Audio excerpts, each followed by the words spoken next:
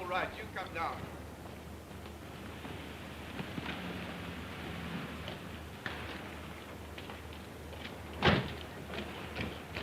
Deal with that, Jack. Okay. First, we ought to clear the up to the feet. Number 6 party from Central Depot. Right. Well, there's your job. 3 houses are down. As far as we can tell, 7 people are missing. Wardens are searching the neighborhood now for casualties. There's a free casualty just round that corner. Not too bad, but you'd better take a look at him first. Ambulance loading point's just behind your vehicle. Yes, you'll be all right there. You'll get some more information from the warden on the spot, Warden Jones. Let me know if you want reinforcements. Right. Jack? Take Bill and check up on a free casualty round that corner. Ambulance loading point's behind our vehicle. And clear a path along that field. Okay, Frank. Warden? Bill, how many are buried here? As far as I can make out, about 7. 2 families in these 2 houses. There's another family in the corner house, but they were in their shelter and escaped. That's 2 families of 7 people all told. How many in each family? There's 1 family of 3 adults and 2 children there, house next to the crater. There's another family of mother and daughter in the house that got the direct hit. And the neighbors say that the mother always took her daughter out to the shelter. What about the other family? Were they in their shelter? Not as far as we can make out. Any other details? Yes, it's HE damage, no fire or gas. Oh, but there's a point to remember.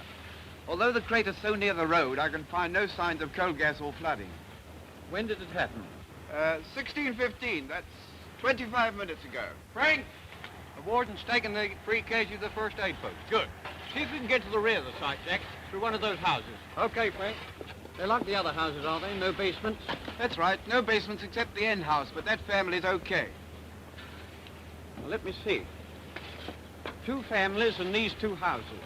This one, family of 5, likely to be in a house. That one, mother and daughter, likely to be in shelter. That's the layout, isn't it? That's about it. Free casualty gone to first aid post. Right. Stand by, Bill. Well, there's not much to go on, but I'll just have a look round. Can you get any more details? Where's the shelter? It's in the backyard. I see. Have you got a plan of the site and a household register? Well, they haven't come up from the post yet, but I'll hurry them up. Oh, I can't get much out of that family on the corner. Perhaps the woman will remember more when she's had a cup of tea. Good. Stand by, lad. Well, Frank, you can get through number 70 all right? Good. Well, as far as I can make out, Jack, there are 2 families buried here, about 7 people all told. You take Bill and Jim to the rear of the site through number 70. There's a shelter somewhere around there, probably got a mother and child in it. But before you look for it, I want you to help me listen for the other family in this house.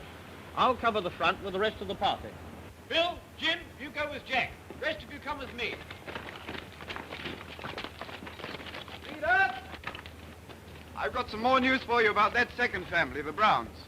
The husband was on night shift, so he's almost certain to have been upstairs in bed. And there are 2 children in the family, maybe in the shelter. That's the family in this house, isn't it? That's right. Right, well, I'm going to listen for any signs of life. So ask the incident officer to keep everybody quiet when I signal for a silence period. Right. There are 5 people buried here somewhere, and we're going to listen for them. Arthur, you get in that corner there, by that collapsed floor.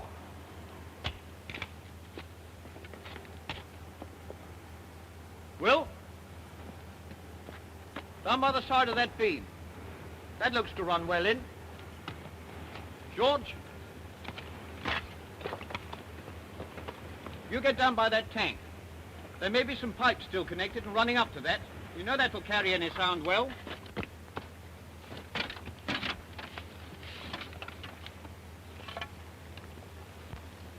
That's right, lads.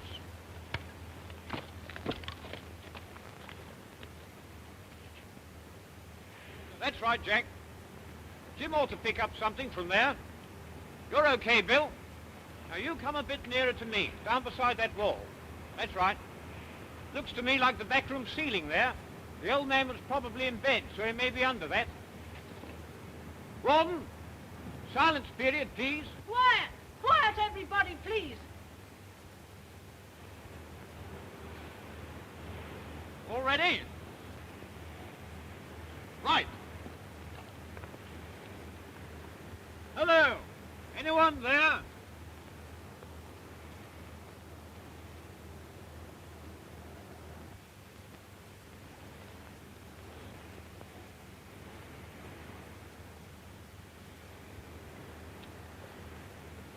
Got anything, lads?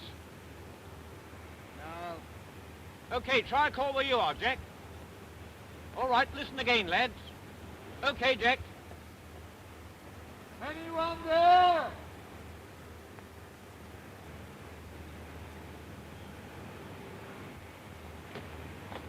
Right, Jack. Can't hear anything here. Nothing here either. Well, we'll have to try for the shelter. Have you noticed anything? No, nothing I can see. Well, as you're on that side, try and locate the shelter with Bill and Jim while I get some more facts. Can't hear anything here, lads. You three clear away through number 70. Incident officer? Yes. Nothing yet. I'll need some more information. Why don't they get Mrs. Brown and Granny out for it instead of messing about over there? This may give us something. Now, Mother, it's all right. They're just doing their job properly. You tell us about your friends and we'll soon have them out. Well, what do you want to know? Did Mrs. Andrews and her daughter go to their shelter? Oh, yes, she went regular-like. She was a bit anxious about Rosie, especially after her husband got caught in one of those tip-and-run raids. Now, Mother, where's that shelter? The shelter? Why, that is in the backyard, up against the wall, same as the Browns' was. There's the sector plan, leader. There's the wall Mrs. Clark's talking about. Good.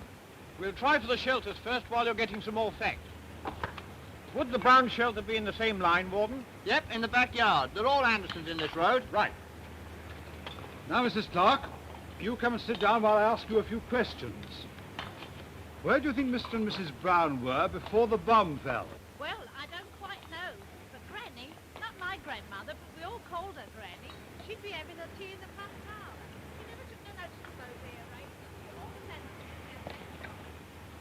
Got anything, Jack? No, Frank, nothing in this shelter. That must be the Brown shelter. Jim, get Arthur and Will. Now, Mrs. Clark says the Andrews shelter's in the next yard, about 4 yards away. There's the line of the Andrews house, so the shelter must be about there.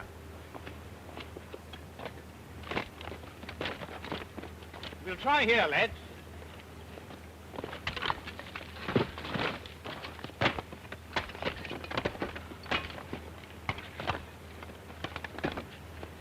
Here's a bit of luck. Here's the front of the shelter.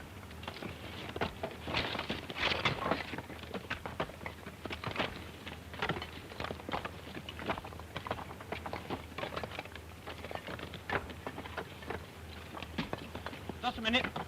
Listen.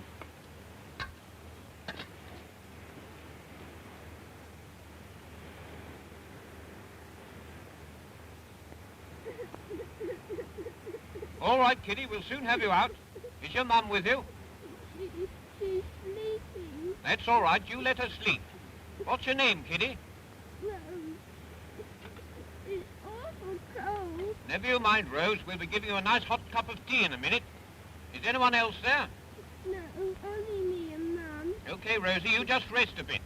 Now, we're going to move some bricks away, and it'll make a bit of noise, but don't be frightened, Rosie. You just talk to old Jack up here. Say hello, Jack. Hello, Jack. Hello, Rosie. We'll soon get you out. Keep a pecker up, Jack. Now, this job looks pretty straightforward. I'm going to leave it to you while I check up on the other family. Clear the entrance and keep an eye open for the woman. She's probably knocked out. Okay, Frank. Come on, lads. Start work here.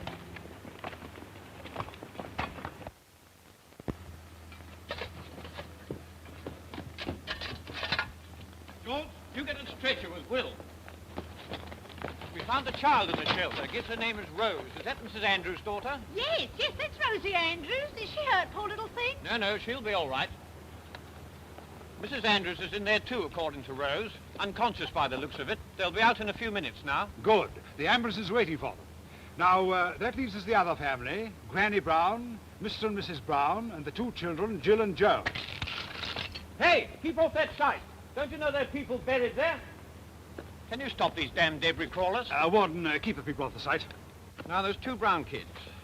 As Rosa got back from school, it's likely they did too, but just in case, can you check up they didn't shelter with friends on the way home? Yes, I'll do that. Good. Now, what about Mr. and Mrs. Brown?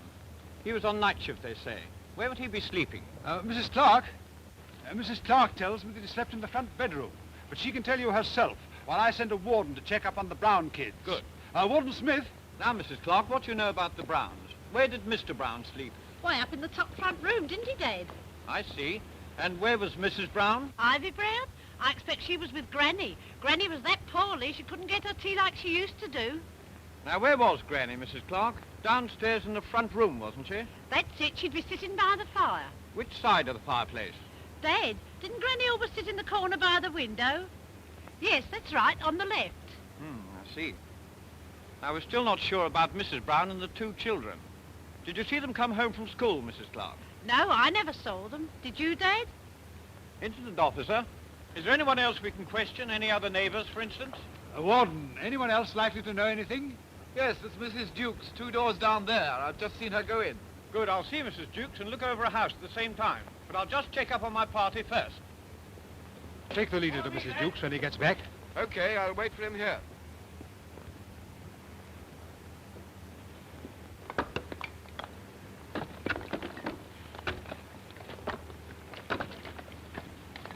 How's it going?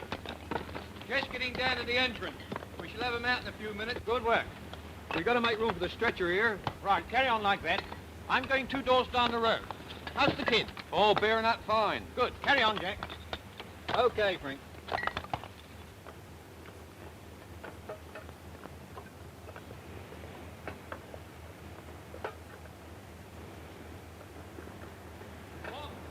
This is Mrs. Jukes' house.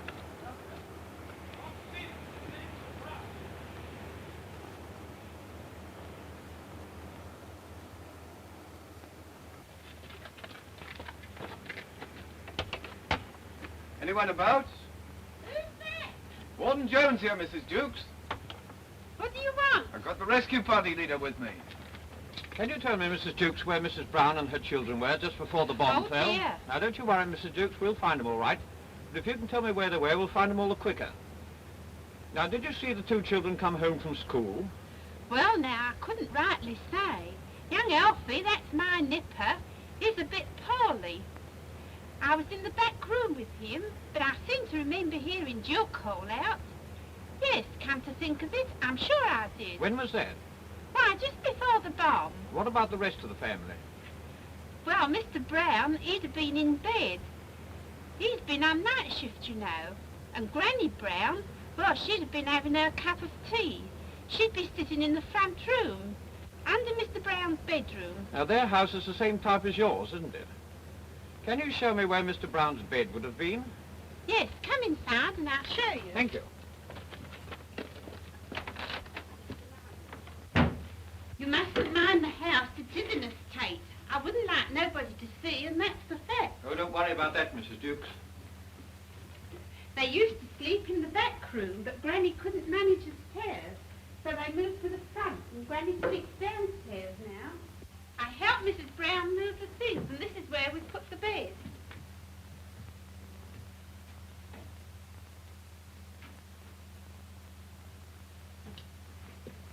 Right, I've got that. Now let's look at the rest of the house.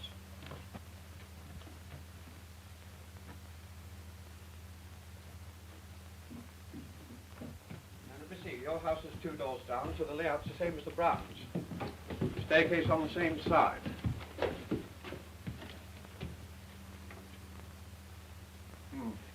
Flimsy woodwork, not much chance of that protecting anybody.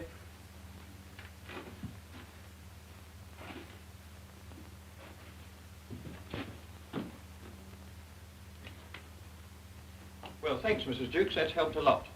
And if you can think of anything, will you tell the incident officer? You know, he's a bloke with the blue cover on his helmet. Yes, I will.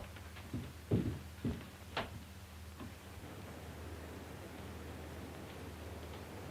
going to take a look at this casualty. Okay, I'll give this to the incident officer.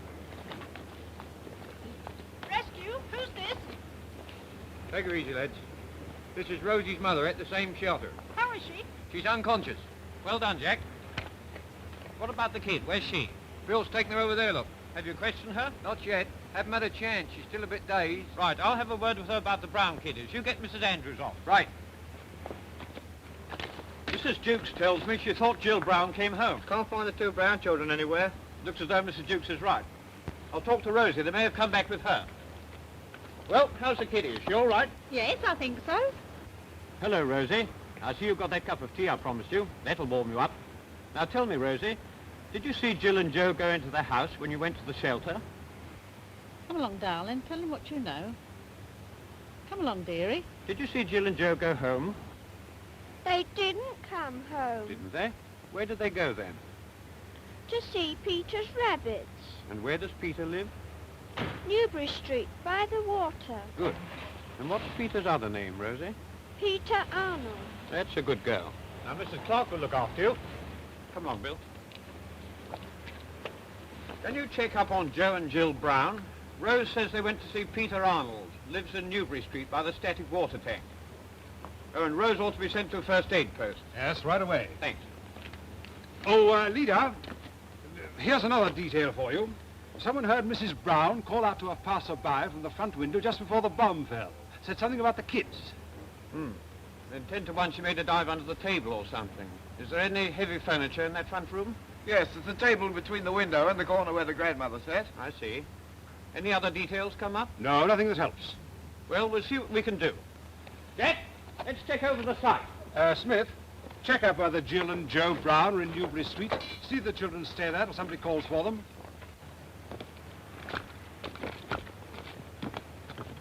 Now, let's see. As far as we know, Mr. Brown was in bed upstairs in the front room, on the far side of the house. Granny was sitting downstairs in the front room on this side. Mrs. Brown's probably with her. Maybe both under the table. Anyway, likely to be on this side. Right, we'll post for silence period, Jack. You take the front down there by that tank. Bill, Jim, you come up here. Now, here's the parting wall. It's fallen away from the room, so they must be on that side of it. Jim, you get in that void there. Bill, you get over there. That'll be the back of the room.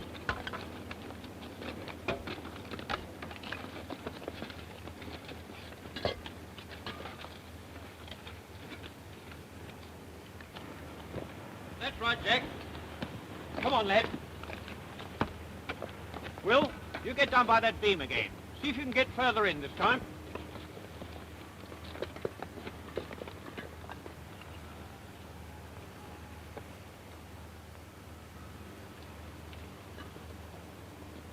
George? That looks safe. You see that void there, round the back of the room? Get in there as far as you can.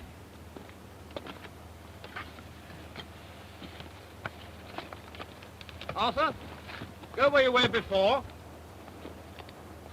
All right, George. Okay, Frank. Silence period, please. Silence period. Quiet, everybody, please. All ready? Right. Arthur, try a call there.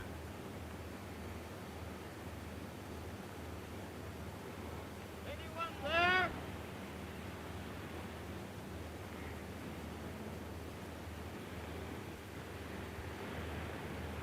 Got anything?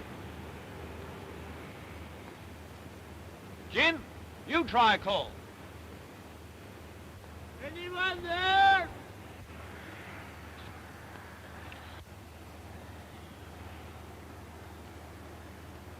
Any luck?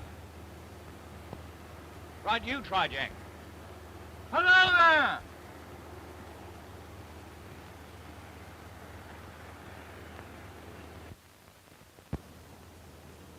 Any luck this time? Frank? Did you hear anything? I fancy I did, but I'm not quite sure. What was it? A tapping of some kind. Try another call, Jack. Listen again, lads. Okay. Anyone there?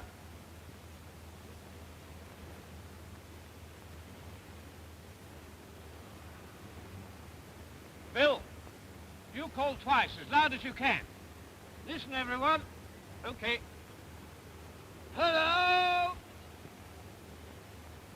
Can you hear me?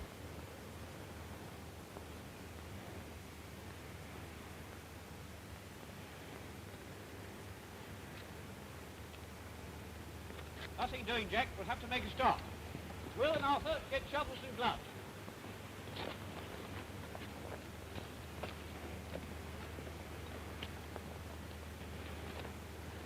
Now, we've got 2 adults on that side of the house and 1 adult on that side, and the 2 children may be there somewhere. We've got to find the pavement level and working square. You take Bill round to the rear of the side, Jack, and see what you can do from there. The rest of you start here in the front. No sign, I'm afraid. We'll have to clear the debris. Now we've got as far as this, we shall want another party. Right. Found Joe and Jill Brown. They're at Newbury Street, all right. Good. Thanks, Warden. Well, that clears that leader. It's only 3 adults now. Yes, well, we've a pretty good idea where they should be. We've started in after them already. Well, I've got another incident to look at. Let Warden Jones know how things go, and he'll keep in touch with me. Right. Smith, slip round to the person in this report. We need another rescue party. Jack! The brown kiddies are all right. Good, that's fine. We've only got the 3 adults now. Come in a bit closer and work in here from the side. Right.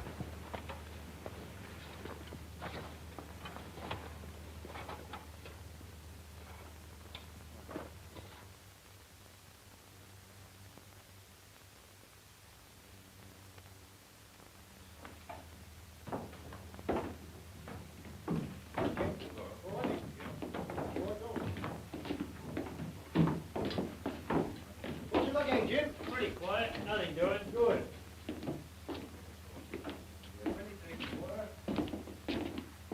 Now, don't say you've been working. Sounds strange to you, mate, wouldn't it? What you got for us tonight, Paul? Got a surprise for you, boys. Some nice fried spam. I'll put some on fresh. Won't take 5 minutes. Cool, anybody think we look like bloody tins? And put some sauce on it, Paul. It's better than beans, anyway. Give us some tea, love, just to wash the dust down. You could do with it, beautiful. Jack, cup of tea? Thanks, Sort of a job was it, Jake? Not so bad, Alf. Pretty good considering. We got 'em all out, all 5 of them. 3 of them alive at that, and not 10 yards away from the crater either. Good work. How'd you get 'em out? Well, mother and daughter were in the shelter at the back. The other 3 were buried in the house. No basement, so we had to find payment level and work in square. They were there all right in the front room, just like Frank said they'd be. Took you long? Too bloody long, if you ask me. What I can't understand is why we had to stretch about in the roadway while Frank was talking to the wardens. What do you expect us to do, Bill? Clear each brick in the place before we knows who's there? Fine mess we'd be in then. That's not right, I tell you. Standing about talking with people buried.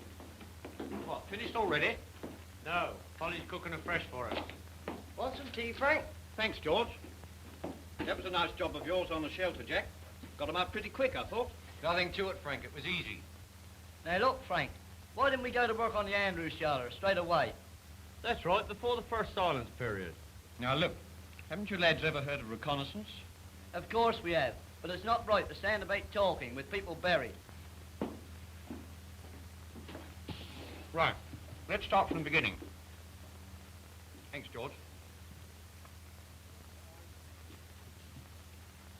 Now, you and Jim say we ought to have gone straight out to the Andrews shelter.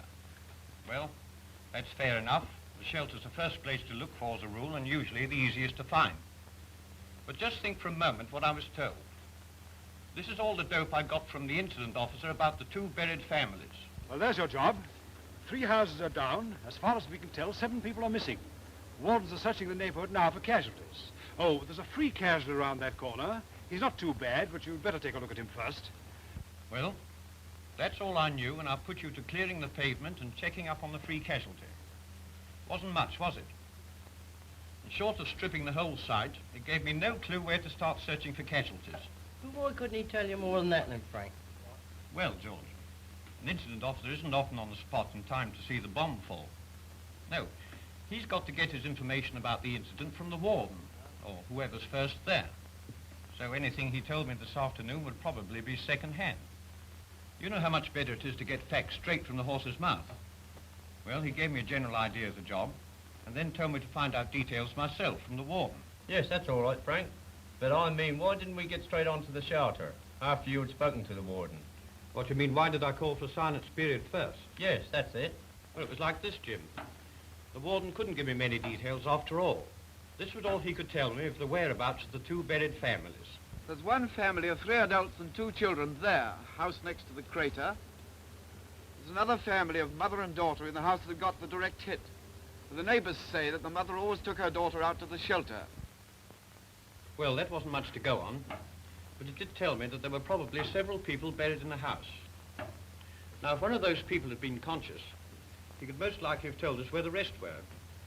So it seemed worthwhile to me to delay the rescue at the shelter for a couple of minutes.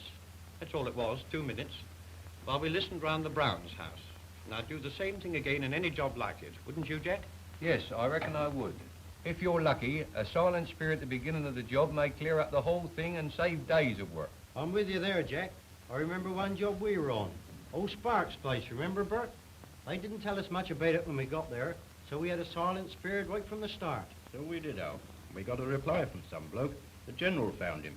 Trapped in a cupboard, wasn't he, General? Yes, down in the bloody basement. That's it. He told us everyone else was in a reinforced back room. We had 'em all late and everything tickety-boo in half an hour. Yes, I was on that job myself. That's all very well. But why couldn't the wardens tell us this afternoon where the people were? That's a warden's job. That's right. It's the warden's job. Now, Will, give him a chance. We was on the job pretty soon after the bomb fell. That's so. And I thought the warden gave me a pretty fair picture, considering. After all, he was probably down near it when it went off. And he's got a lot to do before he can even start questioning people. Well, people was telling them beforehand where they're going to be. Yes, but people don't always know where a bomb's going to fall on them, do they? That's the warden's job, I tell you. Frank, wouldn't it save time if the warden had questioned the old girl first? Well, Mrs. Dukes, do you mean? No. I spoke to her myself so as to have a look at the house at the same time. This was important, because Mrs. Duke's house, being 2 doors down the road, had the same layout as the Browns. Stairs were on the same side. Flimsy woodwork, not much chance of that protecting anybody.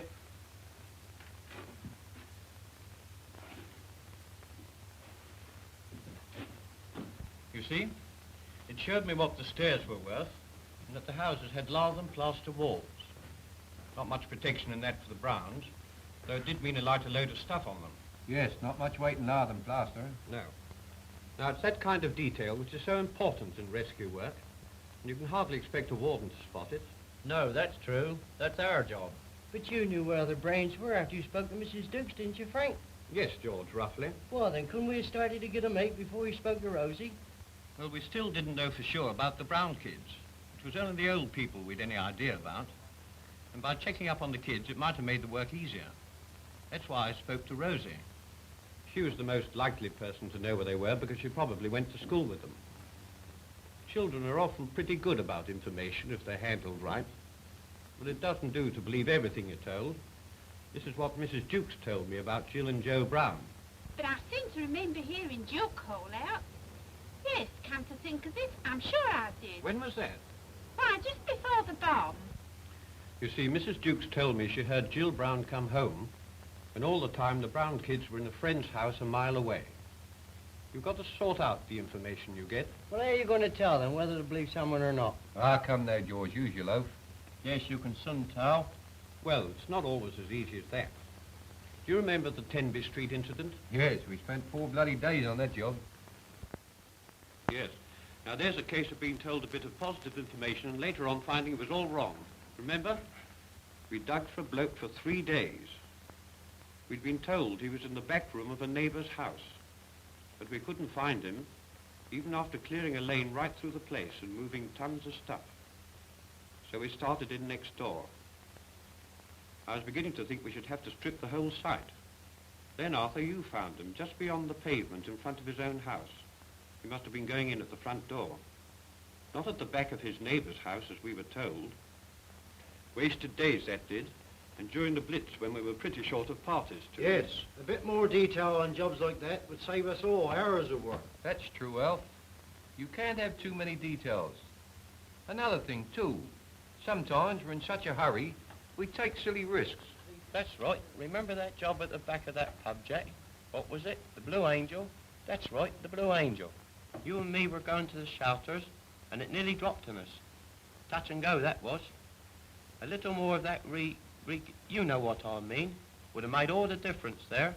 It certainly taught me a lesson. Yes, you're right there, Arthur. Wasn't much danger for any of us this afternoon, because it was daylight and we could see the nasty spots at once. But at night it's never very easy to see these things. It's our job to find out which places are not safe and keep everyone away from them. Look, Frank, our job's What do you rescue. think? What's the use of spending half the night just playing about around stopped with at the the toy? depot. Yes, all of you you'll all of you go rushing onto a job without looking or thinking, break your bloody necks and everybody else's and then be happy.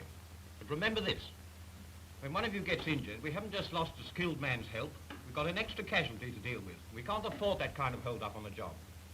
Avoid unnecessary risk.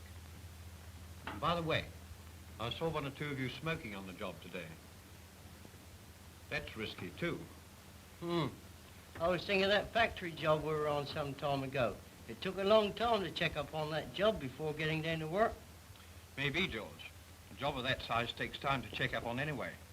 But while you're getting the lowdown on the people concerned, you can keep half an eye on the site and look out for danger spots. You can save a lot of time and trouble by finding out at the beginning which parts of the building are safe. There's another thing about frame buildings, too, and that is there's much more chance of voids being formed. Now, there weren't any basements at the job this afternoon, so it was less likely that any of the casualties would have been in a fair void and able to move or speak. But if any one of them had been conscious, we should probably have heard from them right away.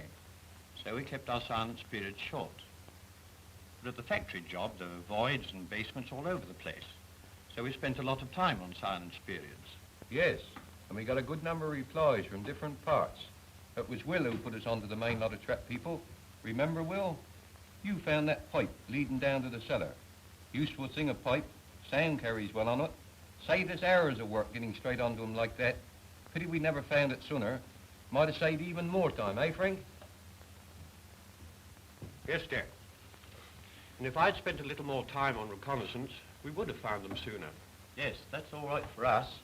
We can understand it's necessary. But what about the people round about?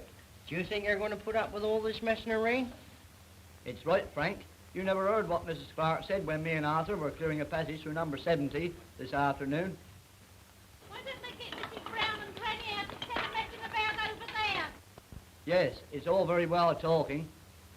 And yet, Will, because we stopped and questioned her, it saved 5 or 6 hours' work. For at that time, I thought old man Brown was in the back bedroom. And that would have meant clearing the back of the site to find him. Now, Mrs. Clark, what do you know about the Browns?